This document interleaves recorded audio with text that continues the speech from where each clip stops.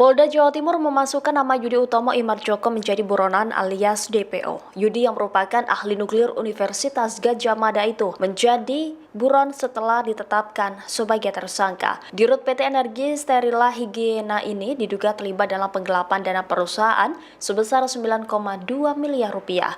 Sekretaris UGM Andi Sandi membenarkan bahwa Yudi adalah salah seorang dosen di Departemen Teknik Nuklir dan Teknik Fisika UGM. Andi menegaskan kasus Yudi tidak berkaitan dengan program dan kegiatan di kampus. Diketahui Yudi merupakan alumni jurusan Teknik Nuklir UGM angkatan 1989.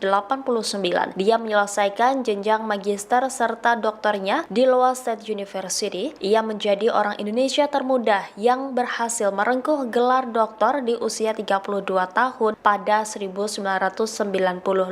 Namanya tenar ketika disebut-sebut menyelamatkan Batan Teknologi dengan menjadi direktur utama